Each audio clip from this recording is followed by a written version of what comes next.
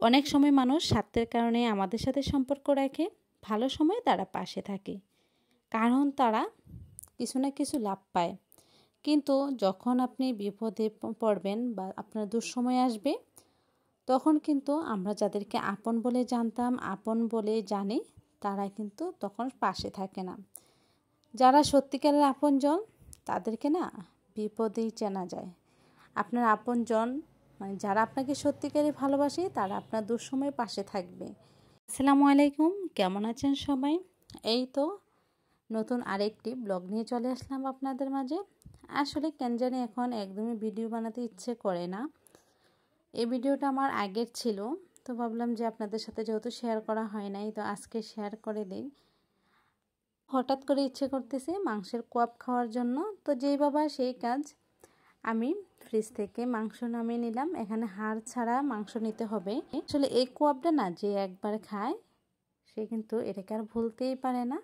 একবার খেলে শুধু বারবারই খেতে ইচ্ছে করে।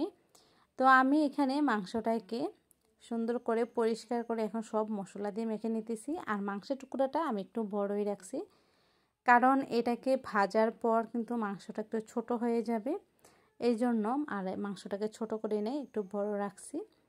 আসলে এই মাংস কোয়াবটা না গরম ভাতের সাথে, যদি সাথে একটা শুকনো মরিচ থাকে, তাহলে কিন্তু ওই খাবারটা খেতে দারুণ লাগে। আপনি তখন আর ভাতের সাথে অন্য কোনো কিছু নিতে চাইবেন না, বারবার শুধু এটাই খেতে ইচ্ছে করবে। কিন্তু ভিডিও শুরুতে কিছু কথা বলেছিলাম, আসলে এই কথাগুলো কিন্তু সত্যি।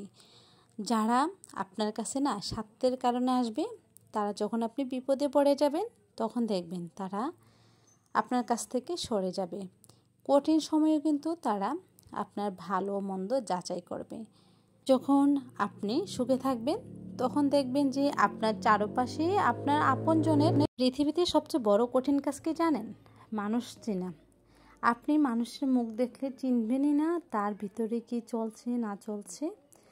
তাই সবার সাথে কখনোই সত্যি মানুষ চেনা না খুবই কঠিন একটা কাজ। মানুষ মানে এরকম মুখোশধারী লোক হয়ে থাকে, পাশে এসে দাঁড়ায় সুখের সময়, মনে হয় যে তারা আপনাকে ছাড়া বাঁচবেই না, সবচেয়ে কাছের মানুষ আপনার। যাই হোক, অনেক কথাই বলে ফেললাম। তো এই যে এই পিঠাটা আমি রমজানে একবার বানিয়েছিলাম ইউটিউব থেকে দেখে। সত্যি পিঠাটা যে এত মজা ছিল। তো আমার ফ্রিজে একটু খেজুরের গুড় ছিল, আর আমার ছেলেটাও পিঠার জন্য কান্না করতেছে, তো ভাবলাম যে ওকে এই পিঠাটা বানিয়ে দিই। যদিও এই শীতকালে এই পিঠাটা অনেক মজা লাগে, তারপরে কিন্তু গরমের মধ্যে এই পিঠাটা খেতে খারাপ লাগে নাই।